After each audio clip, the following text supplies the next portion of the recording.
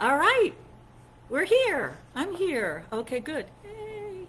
All right, so when someone out there in virtual land can say that they see and hear me, I will begin. And Gary says he can see and hear me, right? Okay, good. All right, okay, good. So, wow, you did that before it was 20 seconds. I thought there was a 20-second delay. All right. Okay, so we will, I'm not saying anything.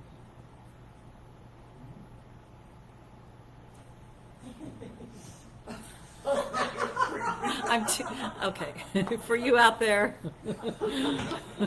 Okay, Regina, thank you so much. You can see and hear me. Thank you, Regina, and you win a special spiritual mind treatment, so let me know. All right, so we have had a request for clarity and perfect health in this treatment that I'm going to give, so if that's up your alley, plus all the good that goes with it, get ready to accept. Okay, so this word is being spoken for each one, and if there is anyone or any place on this planet that you would like included, just think of their name or that place name right now and know that this infinite mind, this power, this something, which I am recognizing, is present right there too. So, there is a mind, a thinker. It thinks its thoughts, and as those thoughts are thought, those thoughts are created in form. This is the activity that has caused everything that is to be, and that activity is ongoing. Just as each one cannot stop oneself from thinking, this infinite mind cannot stop itself from thinking. This infinite mind, therefore, cannot stop itself from creating. So it is creating now this entire universe and everything in it. The truth is that even something as seemingly static as this wooden stand, it is now being created, now being created, now. Each one is now being created. And that creation of the divine mind, its activity is continuous. So there is no gap, there is no breakage, there is no separation, there is no pause. The creativity of this infinite mind is ongoing, continuous, and it is what is showing up as an entire universe and everything and anything in it. And so the truth is, right now, this infinite mind is thinking of each one. Right now, the mind of God, that divine thinker, is thinking of each one personally, individually.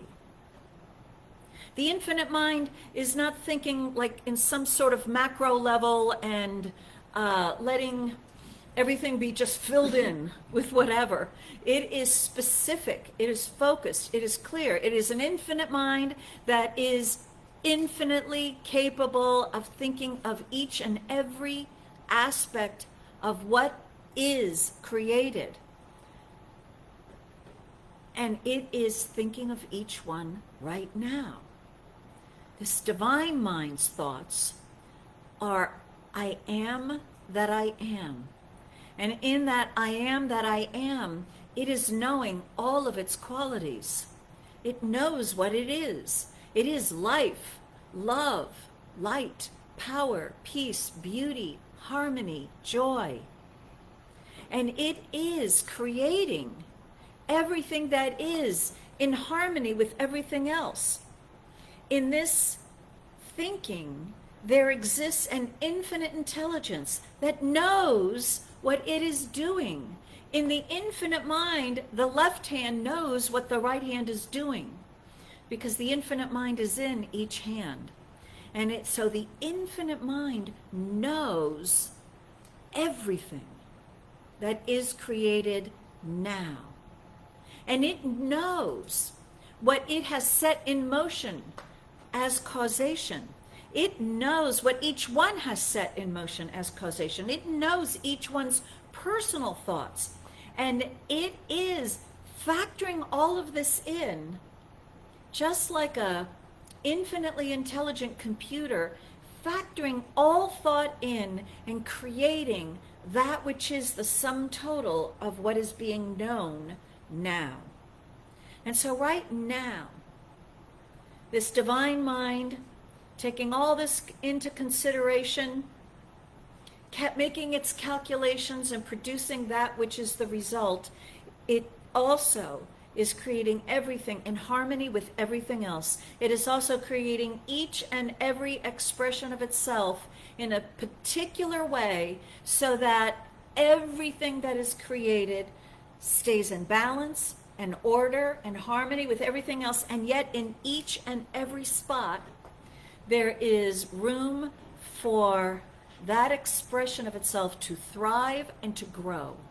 So in the divine's thinking of each one, it is thinking in a greater way and intending to express more of its life, light, love, power, peace, beauty, harmony, joy than it did in the last moment. That infinite mind is always seeking to express all that it is in a greater way than ever before, and that is now, and now, and even more of its goodness now. And each one is now realizing that it is the mind of God that is completely, devotedly, thoroughly, conscientiously thinking of itself as each one is.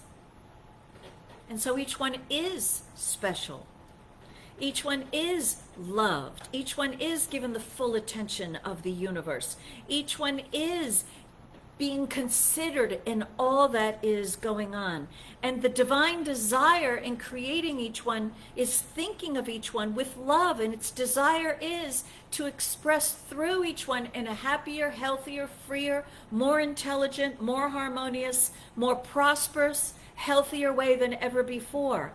And that health is automatic because the infinite mind only thinks of itself in healthy terms. It does not think of lack or loss or something missing. And the infinite mind does not think, ooh, something can go wrong. The divine design does not include any kind of calculation for replacements needed down the road. The infinite mind is all.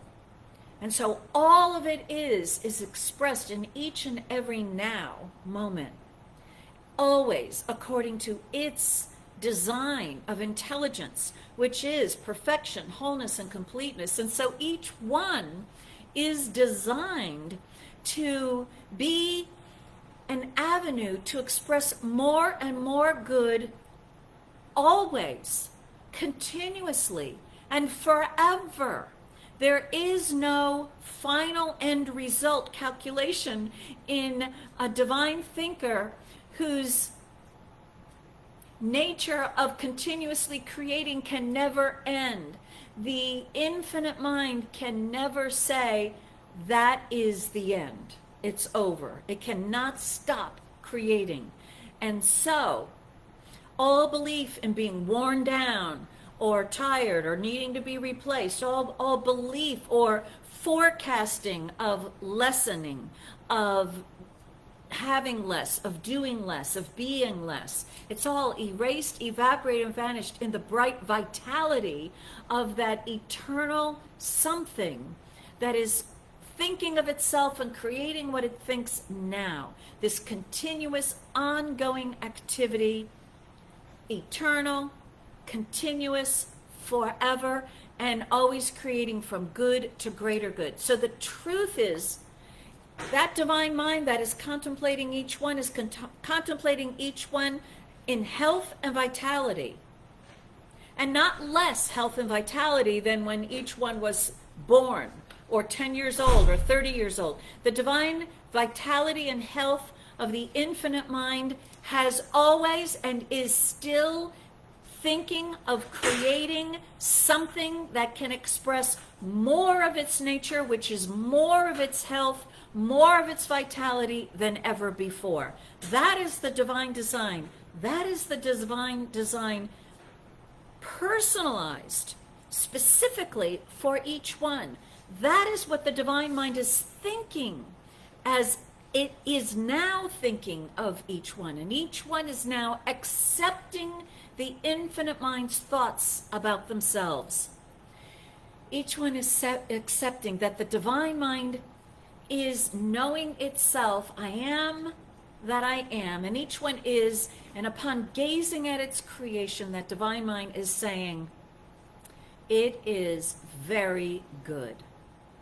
Each one accepts the evaluation, the diagnosis, and the conclusion of that divine thinking mind. It is very good.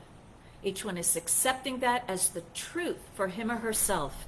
And in accepting this truth is experiencing a more wonderful life than ever before. I am grateful that this is the truth. So I release this word to that great creative law, which can do nothing else but create.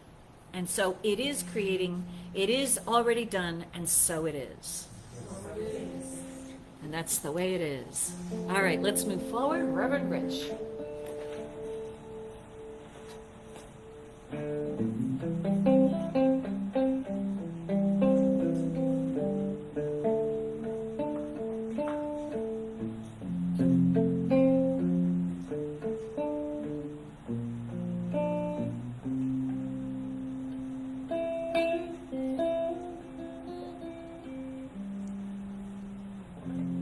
In the silence there is peace. In the silence there is unspoken joy. In the silence there's release from a world that's full of chaos and noise. So I wait in this precious moment when I hear all that never has been said. And right here in this holy silence I find God, I find myself, I find God,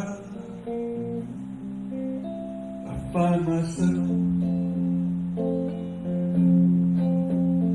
In the silence there is peace. In the silence there is unspoken joy. In the silence there is release from a world that's full of chaos and noise. So I wait in this precious moment when I hear all that never has been said.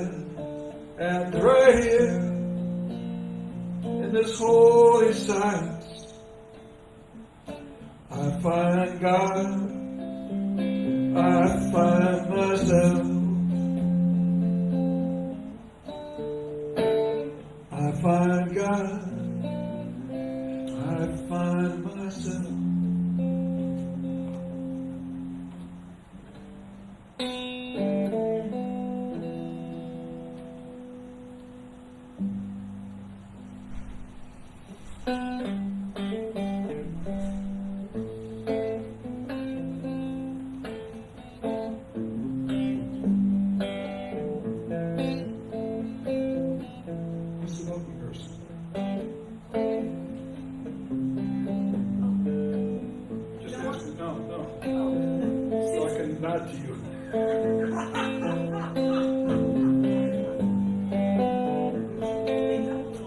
Open myself in sweet surrender, the luminous love light of the one. I open myself in sweet surrender to the luminous love light of the one. No more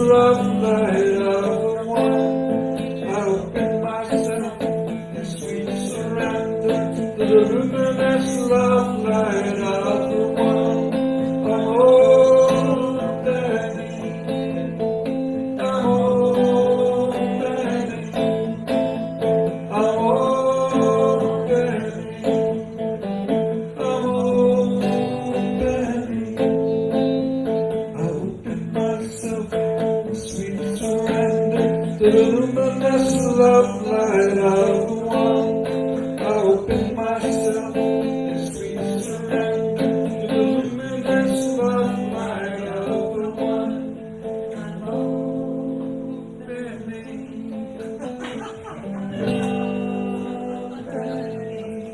So let's open. All things new. All things new. I have internet now. So check in with your heart. Why did you come here? What do you want to hear? What do you want to get? An answer, a solution, a healing, whatever it is. Open to that in sweet surrender. And let's know that the law provides. So it is. I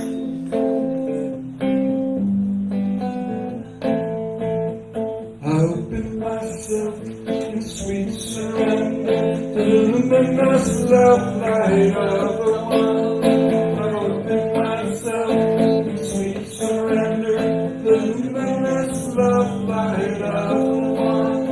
I'm opening. I'm opening. I'm opening.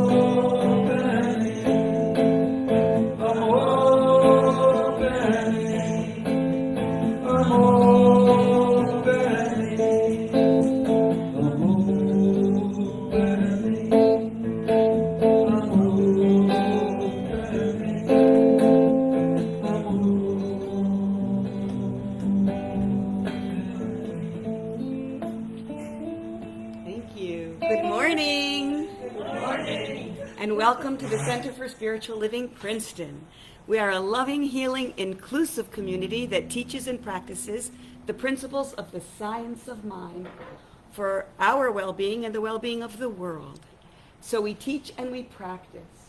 And one way we practice is by coming here. One way we teach is by listening to Reverend Karen, who is ever up here. And we also practice with affirmative prayer, and we have affirmative prayer on our dial-up. You can call our center and you can listen to one 24/7.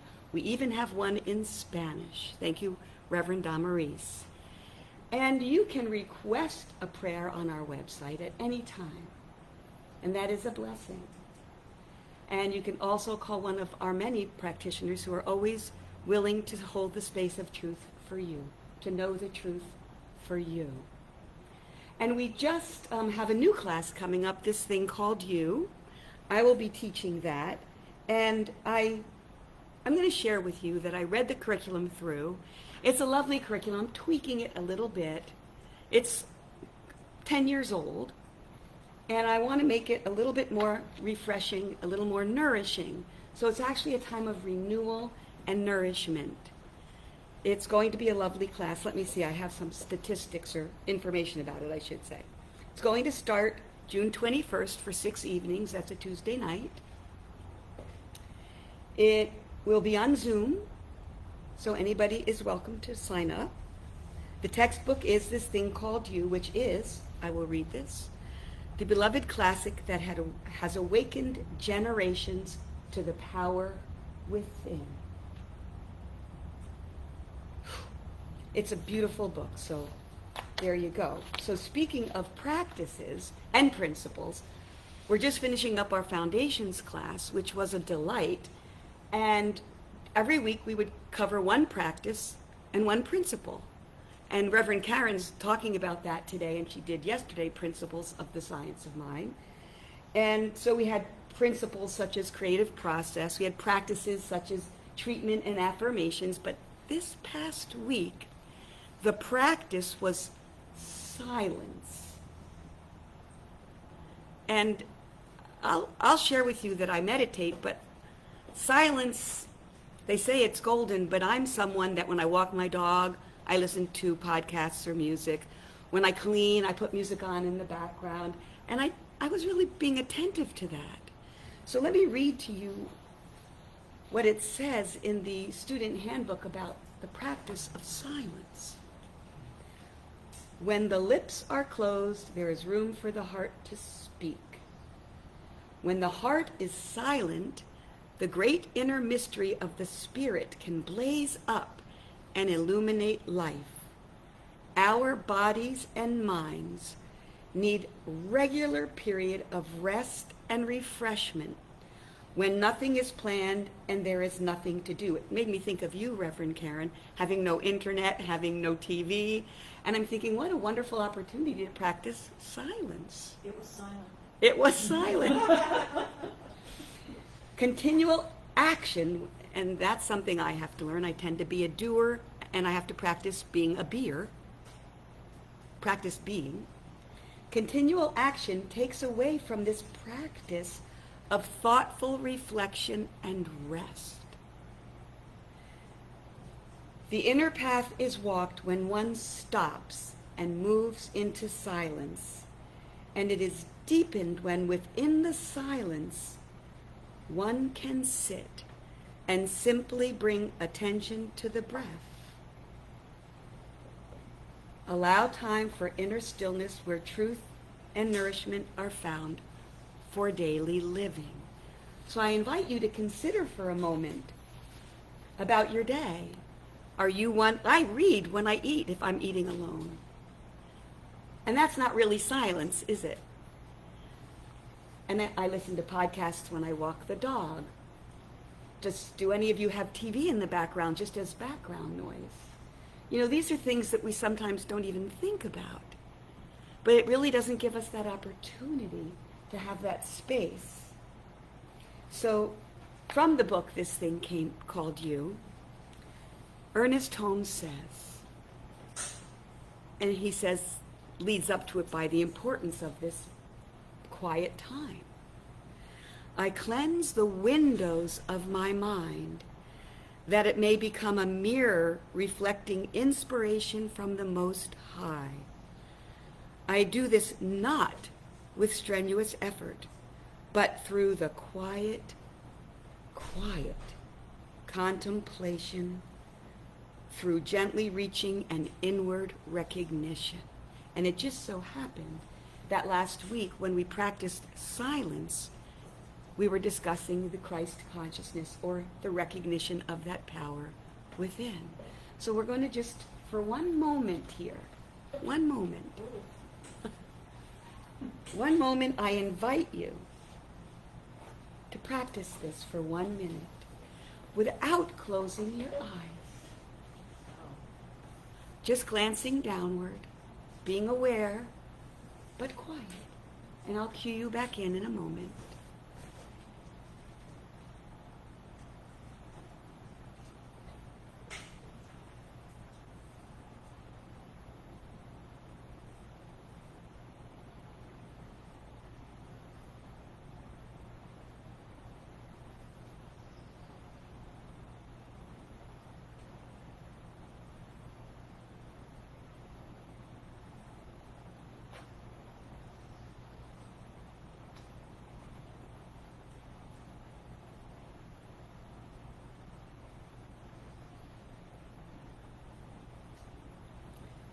Thank you all for joining in this silent moment with me. I hope that you all found that moment of peace and recognition. And I'll leave you with a quote from the student manual. You can use your silence for meditation. That's why I had you keep your eyes open. Not that you can't meditate with your eyes open. But that's not its purpose. Its purpose is to be an open space when nothing is planned, no outer activity is achieved, no agenda. It is just time to simply be. So I invite you this week to consider simply being. In the silence there is peace. In the silence there is unspoken joy. In the silence there's release from a world that's full of iPhones and noise. So I wait in this precious moment when I hear all that never has been said. And right here in this holy silence, I find God, I find myself, I find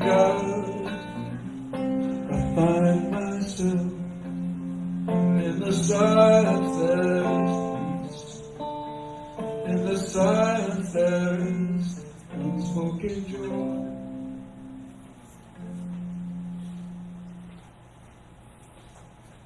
Good morning. My name is Gary Torres, and I'm the practitioner of the day today. People that have heard me speak before know that I love to tell little stories, and today I'm going to tell another little story, but we're talking about principle versus practice, and I'd love to throw out another word, which is dogma. I'd really love to throw out dogma. Those of us who were raised as conventional Christians will know this story. I'll not say the full thing. It's called the Good Samaritan. Well, some of the religious leaders of Jesus' day came to him, and they were trying to trick him into saying something that they could charge him with heresy. And they said to him, which of the commandments, which commandment is the greatest? And he said, you shall love the Lord your God with all your heart, with all your soul, and with all your mind. And the second is like it. You shall love your neighbor as yourself. And they said, who's my neighbor? Well, you have to know that next to Galilee, where Jesus was talking, was an area called Samaria, where the people worshipped God, but they gave him a different name. They had a different temple. They had slightly different practices. And the Jews kind of looked at them as very suspicious. Well, the story goes like this. A Jewish merchant was traveling to Jerusalem, and he was robbed and beaten very nearly to death. And there was a priest and a rabbi that walked past him and basically looked the other way because they didn't want to become ritually impure. After all, they were on their way to the temple. They couldn't be bothered with this guy lying in the gutter. Well, a Samaritan merchant, a person from Samaria, came on his donkey and looked at this person lying in the gutter and took pity on him, picked him up, put him on the donkey, took him to the nearest inn, paid the innkeepers to take care of him, see that he was nursed properly, and brought back to health. And Jesus said, which one of these people acted as a neighbor? And the religious leaders said, the one that showed mercy. And Jesus said, go and do likewise. Well, this is something about our center that I just love, that we don't have a hard and fast dogma, a reason for rejecting other people. Oh no, you can't believe that. You have to believe what we believe. Our principles are scientifically based, by which I mean that we test them every day. We test them as part of our practice. And if we find that something works better than something we've been told, we'll do that. If we find that something doesn't work, we won't do that. Or at least that's the ideal. Sometimes we're only human. But it's this idea of openness to where the Spirit leads us that is really admirable about this place. And in that context, I'd love to lead a spiritual mind treatment. There is only one presence, one loving, creative presence, power, one glorious presence that's everywhere through all time. It is this presence that exists in, as, and through each being that is created in the image and likeness of God according to the Scripture. Therefore, we know that inside of each person, no matter how they may appear, there is a kernel of this spiritual being that person has the choice to develop or not. And it is not for us to judge this person, nor for this person to judge themselves. The truth is that all of us, everyone, has the ability, the knowledge that is coming from God, the power that is coming from God, the love, the joy, the peace that is from God within them, and can express it through actions. this is our goal and our practice. We know that this is true, and that because this is true, the things surrounding us show this wonderful power of God in beauty, strength, prosperity, health, and every good thing, because God is good and all good. We know that this is true. Let this word go to the law, knowing that the law has accomplished it. It is done, and so it is. So it is.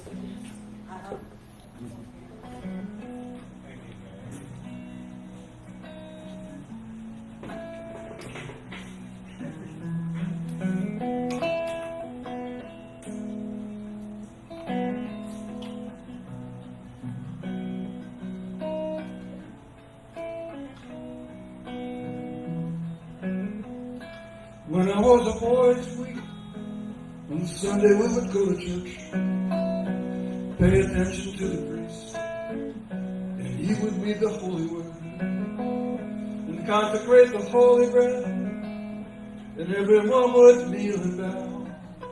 Today the only difference is everything is holy now. Everything is holy now. When I was in Sunday school, we would learn about the time Moses split the sea in two, and Jesus made the water wine. I remember feeling sad. Miracles don't happen still, but now I can't keep track, 'cause everything's a miracle.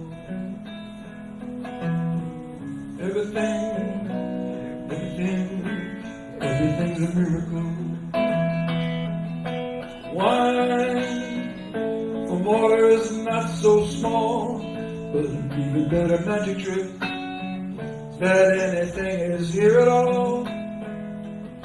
So the challenging thing becomes not to look for miracles, but finding where there isn't one. Holy water was rare at best. It barely wet my fingertips. But now I have to hold my breath, like I'm swimming in the sea of it.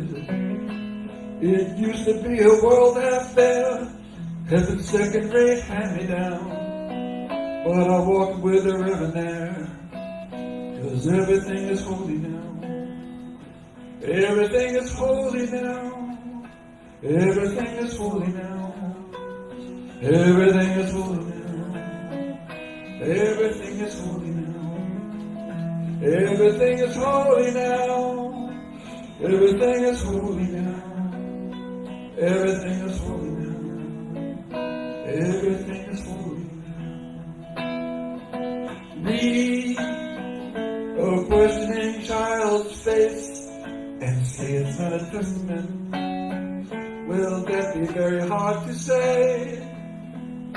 See another new morning come and say it's not a sacrament. I tell you that it can't be done. This morning outside I stood, I saw a little red-winged bird shining like a burning bush, singing like a scripture verse. It made me want to bow my head. I remember when the church let out how things have changed since then. 'Cause everything is holy now. Everything is holy now.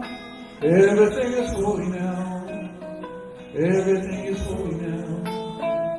Everything is holy now. Everything is holy now. Everything is holy now. Everything is holy now. Everything is holy now. Everything is holy now. Everything is holy now.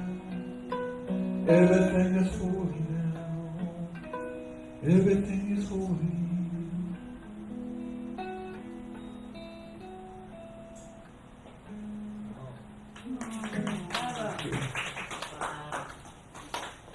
All right. So we're like in high consciousness, aren't we? So, enjoy it, because Dr. Robert Bitzer wants us to wake up and get doing things. I know. So let's think about that. So last week I began looking at the series of essays by Dr. Robert Bitzer from a book called Collected Essays of Robert Bitzer. And each essay is like a page and a half at the most. So it's short little sound bits, pretty much. And but I used to listen to him give his talks, and I probably have at least 100 cassette tapes of his, the last decade or so that he was serving us on the planet. And I can play them over and over and over again, and I always hear something different, just like reading the Science of Mind textbook. Every time you open it up, you find something you never saw before. It hits you a different way, and that's good news because it means we're growing. So growing is about seeing things in a different way. And Dr. Robert Bitzer tells us that we see what our consciousness is. And so what we want to develop is our consciousness. We want to develop our consciousness to be the kind of consciousness that sees what we want to see. So maybe you don't like what you're seeing right now. We don't blame what we are seeing. We don't try to change the picture that is projected on the movie screen. We change the film that is doing the projecting. We change our consciousness. And the very first essay in this second section is, he tells us vision is an important factor in our progress. Vision is creative action within the great law. It is creative action looking ahead. And if we remember from last week, he said that we are creative beings, and we need to be using that creative ability by making decisions, by thinking the thought, right? Thinking the thought directs the law to create it. And so we aren't really living and growing and thriving unless we are thinking new ideas. And vision is what he is referring to here. He says, dreaming either looks backward at what has happened or lives in a make-believe world of imaginary satisfaction. Vision sees your idea as creative action, causing things to happen. You can convert your dreams to vision, but you see, the intention is different. Now, I love to daydream. And I spent perhaps my entire childhood and well into adulthood, until I actually came to this teaching, living in a fantasy world that I was imagining, because it was so much nicer than what I was seeing in the outer world. So I just withdrew from the outer world, and I was just living, believe me, and my dreams are still pretty out there. However, vision, according to Robert Bitzer, is realizing that your thought is creative. And so when you are visioning something to be, you're really accepting and you're aware that you're telling the law what to create. So there's an intention behind it. So it goes hand in hand with making new decisions. We make a new decision, and what we need to do is put all of our thought behind it. Robert Bitzer tells us that it is our consciousness that is what we experience. And so our consciousness gets filled with what we're thinking about all day long. So when we have made a new decision about something, we need to vision ourselves. He says, he gives us 5 little steps. See the self of you, the divine self of you, in action. See your future self after the law has manifested your good. See it as you. And then he tells us what you see in mind, you can see as your objective form. So that's number 2. Number 3, see yourself expressing creatively. And intention. Number 4, give power to what you see yourself thinking. And number 5, see spirit in perfection, action. So, being the science of mind, we go always back to that infinite mind. What are God's thoughts? What is God thinking? Well, life, light, love, power, peace, beauty, harmony, joy. I believe Robert Bitzer referred to Judge Thomas Trower's listing of those qualities. Well, these are eternal qualities, that always present no matter what kind of form it takes. There's always life. It might look like this, might look like that, but it's life. It's life expressing. We are life expressing. We are love expressing. And we are light expressing. Light is another word for vision. So important, because using this creative power that we have requires us to be seeing the future that gets created for us. We got to participate. And what Dr. Robert Bitzer had told us last week, which I'm still kicking around in here, is we are not using our creative ability when we're just responding to what shows up in our environment. That's it's as good as nothing. Yes, you've evolved, so you're not reacting to what's getting created and getting all hysterical to what's getting created or all upset. Okay, good. That's improvement. If you're there getting all hysterical with what's going on, that's okay. Love yourself. And do a whole lot of listening in the stillness, right? As Reverend Rich and Susan have brought out on us, just to really listen. Because that infinite creative voice within us is always saying, all is well, all is well. Calm down. What the divine mind loves to tell me is, shut up. Shut up. It tells me to shut my thoughts up too, right? But as we calm down, we connect to our divine selves, who we truly are. And we identify with it. And then, going back to that Bible, the first chapter of Genesis gives us the creative process. Let there be light, then there was light, and God saw that there was light, and God said, it is good. And then God said, let this, and there was, and God said, it's good. Da-da-da-da-da-da. That is our process. But we have to have that vision. If you were going to say, let there be, what do you fill that sentence with? Or do you just say, let there be? Which I know is, all the vogue. I'm going with the flow. Yeah, that's all very nice, but look, we've got the creative energy that made the universe. Okay, I like to think of the Big Bang. It feels to me like a lot of force happened then, right? So that's the energy that is within us. It's got to go somewhere. And we've been created to see what it can create. It's waiting for our direction. So his little essay is called Check Your Vision. He says, clear vision is free from impairment. The mystical third eye was in the top of the head and was never closed. The vision that you have established is eternal seeingness. No matter what surrounds you, only that which you see is included in your experience.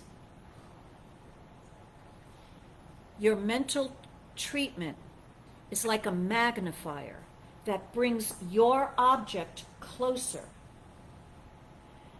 It is not so much creating new conditions as it is creating your vision to see it.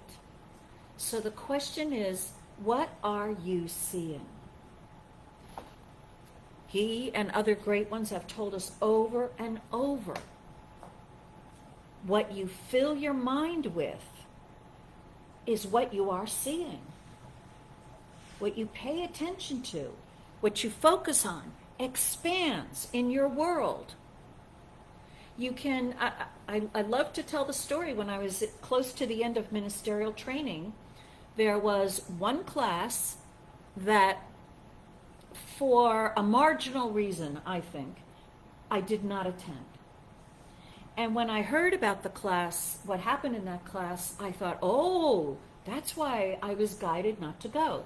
I had been visioning, claiming to see harmony, harmony, harmony. I made it my project to know harmony, to see as everyone is harmony. I lived in an apartment in Manhattan. You have your neighbors, they make their noise, they're above, they're below, they're on either side, they're outside, they're in the hallway.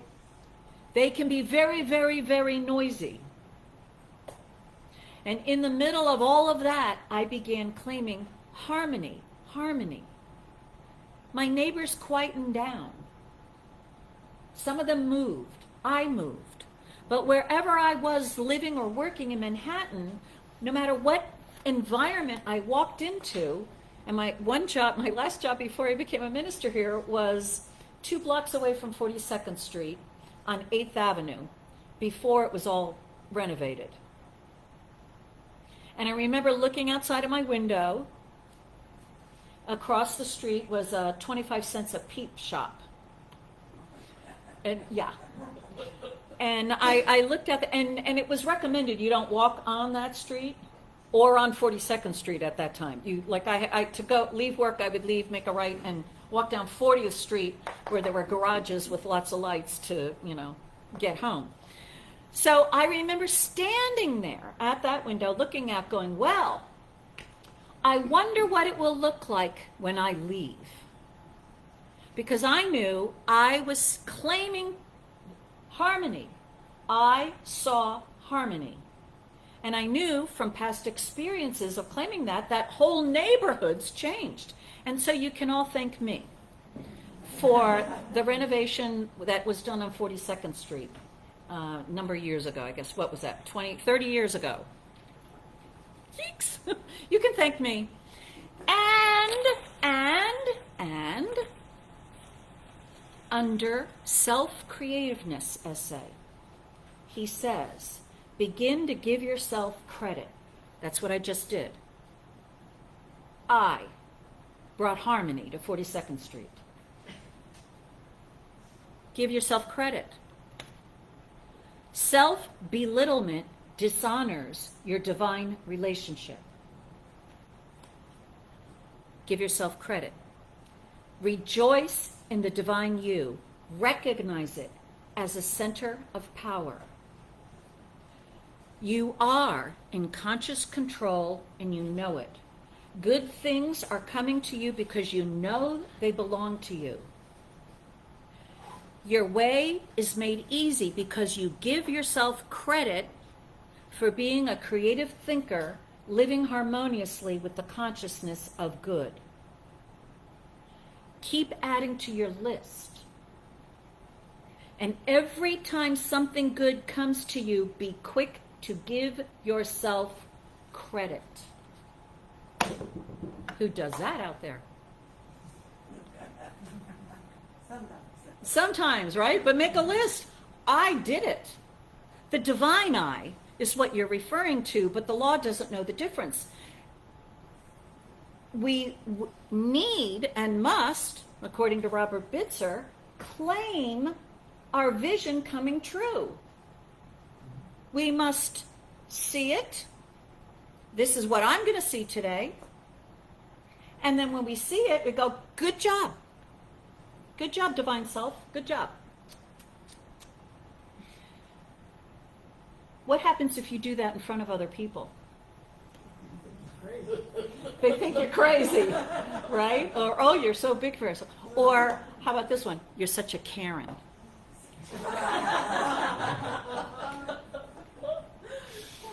I had words with one of my neighbors. Anyway, and you are. Because The human race, as Marianne Williamson said, right? We human beings, it's not our deepest fears, right, that we're afraid of. It's our power. We're afraid to claim our power. It scares us to pieces. And we play our lives small. Safe. Well, I don't want to go too far beyond. If I have a really wild vision that's very different from what I am, well, then everything is going to change, and I'm not so sure I want that. And we've got a whole lot of false beliefs, but what we need to realize is we are terrified of the power of God that is listening to our choices. Now, what we need to realize is we didn't make it that way. That's just the way life is in us. We have this creative power. Again, think of the Big Bang. Or, just think about the tree that it made, or the glacier that's zooming along. It came from God. God says, I am that I am.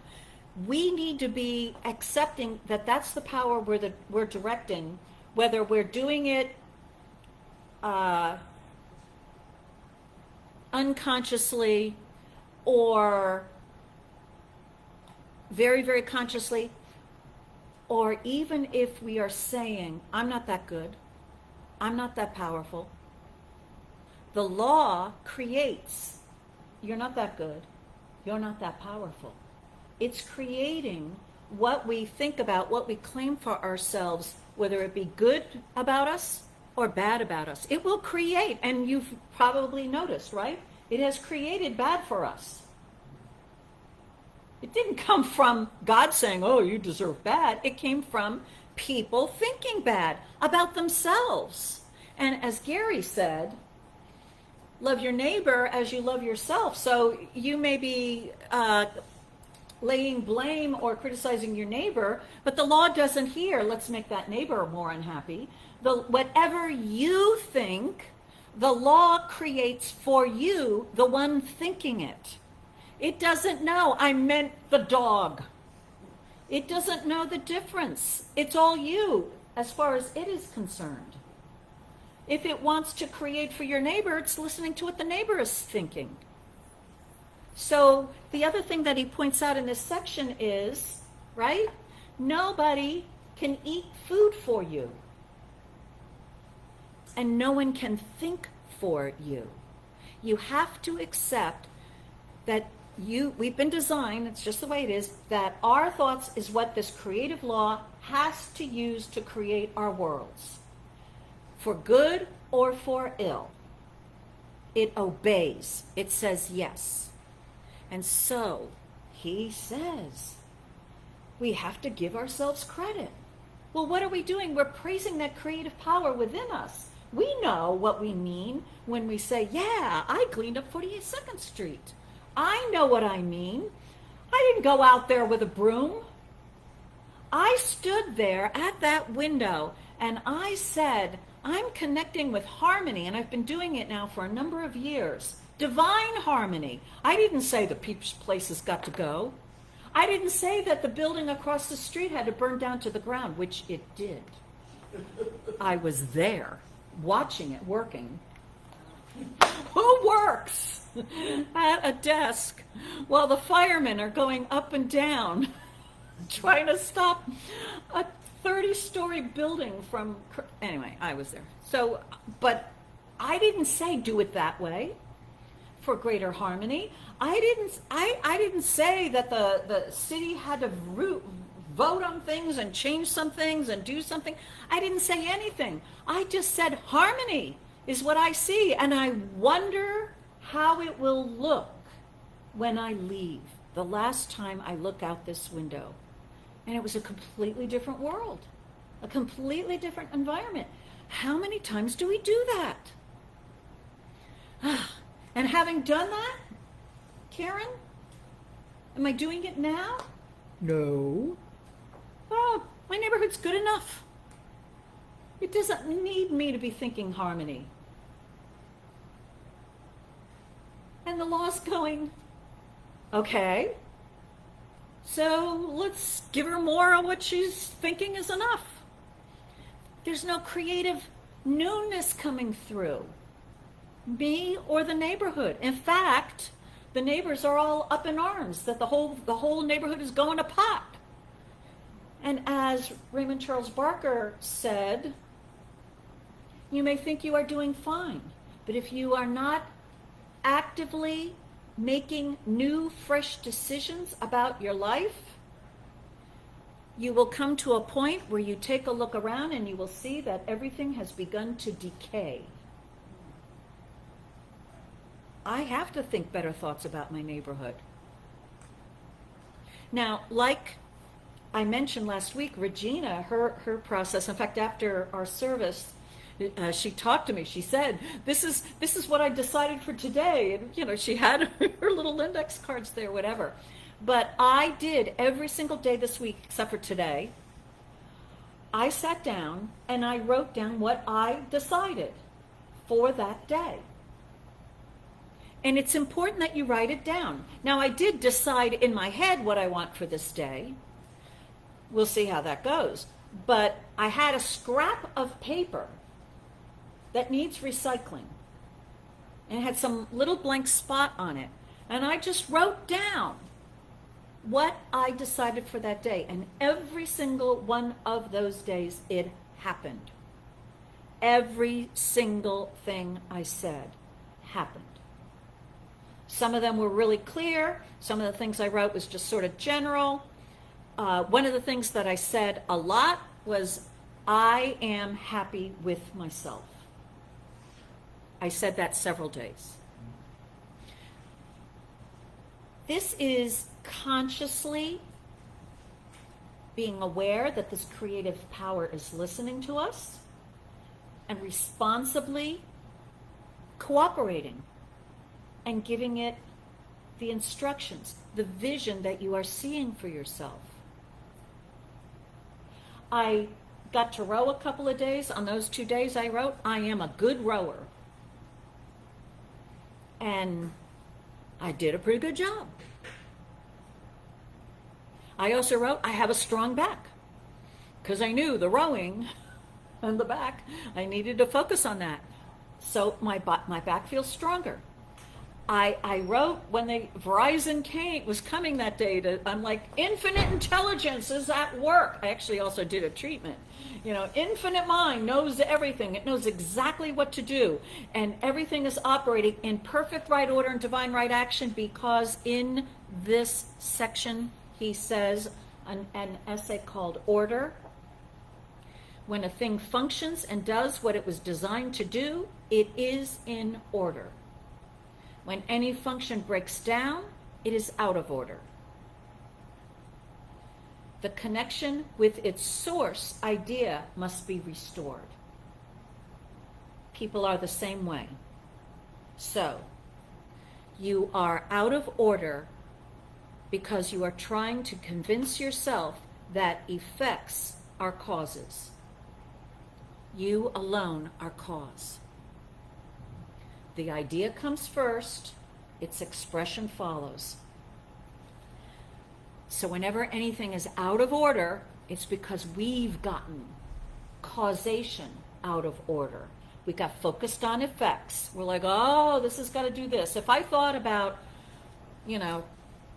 all that's involved with the Verizon thing, it would be a mess. But I had to do a treatment. Infinite mind knows exactly what to do. Everything is connected according to divine order for the highest and greatest good of all, for the good of the people who are coming in to repair it. Infinite intelligence is at work. It's a good idea. Everyone is for it. Even the cable is for it. Everything wants to work in order. I let it go. The Verizon people came, 2 massive trucks pulled in.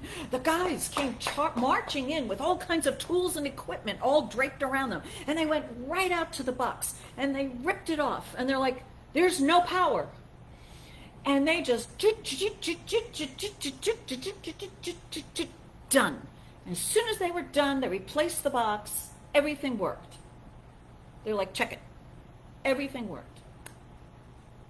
Even my phone, the battery was dead. I couldn't test it. The guy called my number. It rang. It works. Okay, fine. Got to get a new phone. Who needs landlines, right? But listen to that. You are out of order because you are trying to convince yourself that effects are causes. I got out of order because they were replacing the siding, and I was like, oh, those people replacing the siding, they've really got a lot to handle out there with the electrical boxes and the Verizon box and the phone box and all the boxes out there. Oh my gosh, what are they going to do? Good luck. And harmony. I mean, that's kind of how I was thinking, oh yeah, and it's all good. Yeah, right. But most of my thought was, but then when I did the treatment, boom, boom, boom, boom, boom, done. Done. To keep yourself in order, here's the catcher. You must generate new concepts and plans. There's that new stuff again. To stay in order, we cannot stay in place. To stay in order, we have to keep moving forward. I wonder why that is. Let's see. Everything in the universe is moving. This planet's turning right now. We're moving.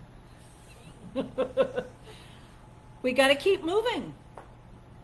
And for us, moving is a new idea, a fresh approach, moving from good to greater good. That's how we move. We call it growing. Plants grow. Well, we grow. We grow, our physical bodies have a natural mechanism within it to continuously change and alter to support the growing ideas that we desire to express, that we have chosen to express. And if we don't choose to express them, we become a stump. We have to, he says, you must generate new concepts and plans. Just like God, continuously creating, it cannot stop creating. And we are made in that image and likeness. We cannot stop. We've got to have a new idea. And so that one little practice of last Sunday, I recommend that you do it every morning on whatever scrap of paper you can find. You make some decisions. They're yours. Nobody else cares. Nobody's going to look at it, and you don't have to keep it forever, even though Regina has all those index cards. Honoring. But see, she's using it as adding to her list. Every time something good comes to her, be quick to give yourself credit. She uses that, right, Regina? She uses that as evidence of what she has created. And so,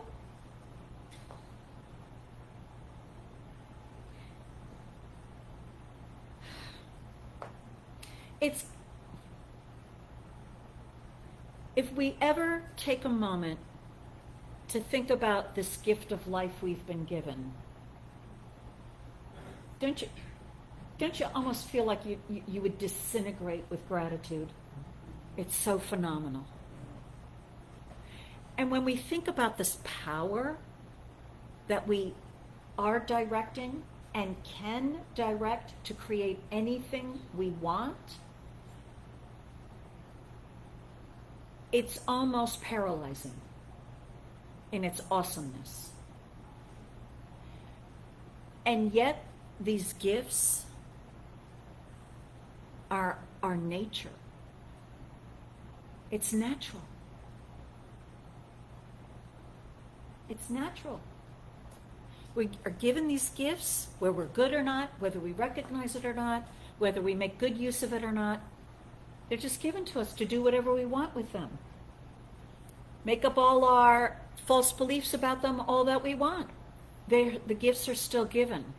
And they cannot ever be taken away. Never. Ever, ever. So, he says,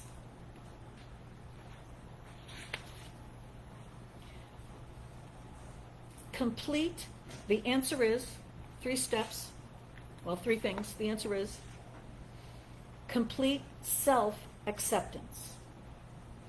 Number 2, knowing who you are. In other words, we accept the gift of life as given. It's amazing, and it's awesome, and it's normal. And then, accepting that, project this creative power as your creation. Use it. We've been given the gift of life. Use it. We come into any really good spiritual practice, spiritual teaching, and every world religion has at the very essence that touch with the divine, which Gary and Susan and Reverend Rich were referring to, is that like that touch of the divine. Must connect, right? To get things in the right order. Divine first. I am that which thou art. And then this is what I do with these gifts I've been given. What do? We please ourselves. As the icing on the cake, with all this good we've been given, is order and harmony and right action reign when we please our own hearts. No one could ever deserve such a gift. And it's given to us anyway. We feel unworthy, and maybe we are, but it doesn't matter, we get it anyway. So it's up to us to use it with more awareness and more joy, more fun. Man, I couldn't believe how fast the Verizon guys were in and out, and we all had a ball while they were there. Yakety, yakety, yakety, yakety, whatever. They're working away, and I'm yakety, yakety. It was a great time. And they left, and the TV worked. Ah. There's a weekend marathon of WKRP in Cincinnati. I am in heaven. That too, thank you, God. Thank you, divine self. All right, so our homework for this week. If you didn't do last week's homework of writing, decide some statements every day, write it down, what you want for that day. Work on that, that's fine. But now, also, if you didn't do that, okay, fine, do this. Begin to give yourself credit. Make a list. So how you want to do that is fine, but give yourself credit. You might not want to say it out loud, but if you write down what you desire to experience that day, and it showed up, thank you. Thank you. Thank you. It might feel weird, it might look weird. Everything new and wonderful looks weird until you get used to it. So let's get used to it. Let's get used to acknowledging that divinity. It's doing such a great job living our lives, right? So with all those thoughts, let's let it settle in us. I'll come back and do a spiritual mind treatment, but right now we need some settling with music. I just can't stop thinking about those zany Verizon guys. They were.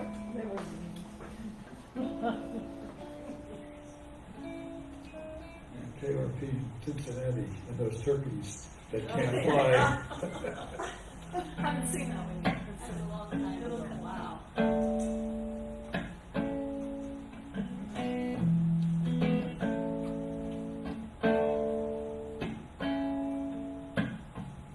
Grateful, grateful, grateful, yes I'm grateful.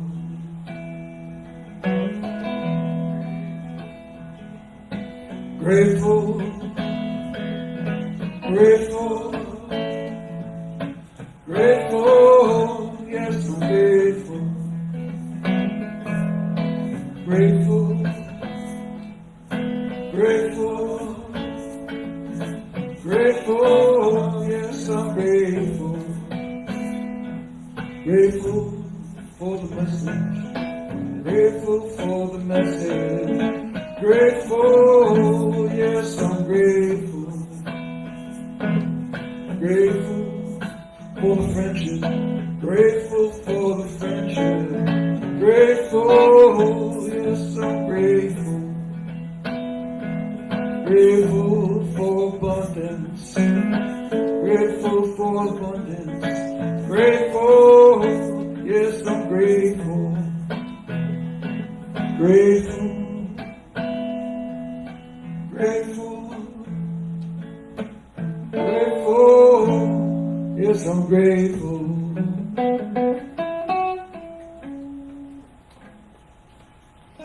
All right, so this word is being spoken for each one. One great and glorious infinite mind, creating what it knows with its own infinitely powerful law.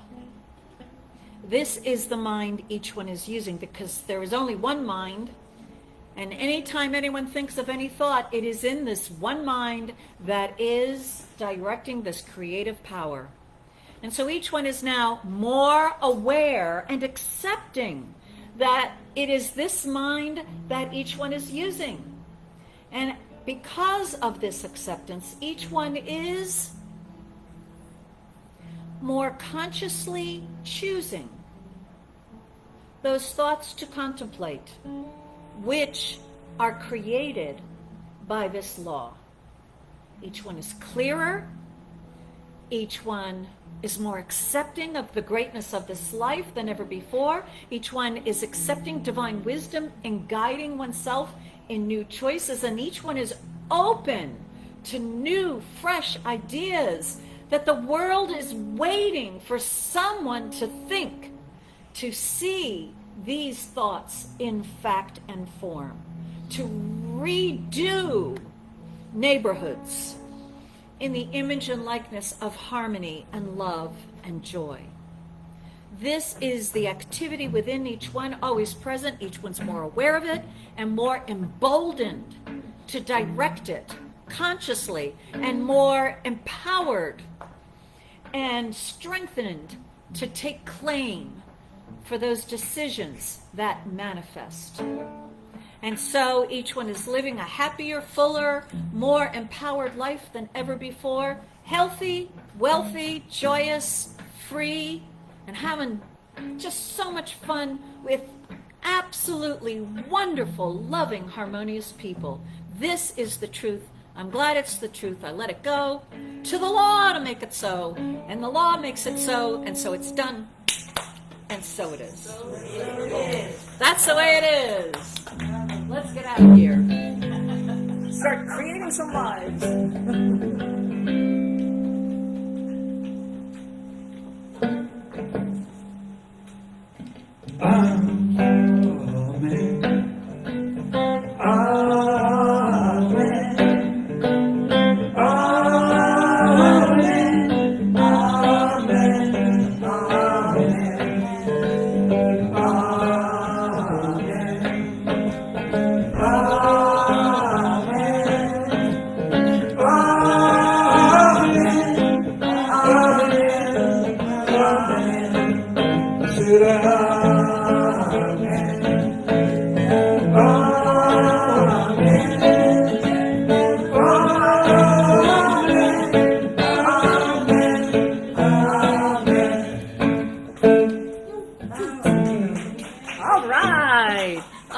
That's the way it goes. So good morning, everybody. Regina, Robert, Tina, good morning to you.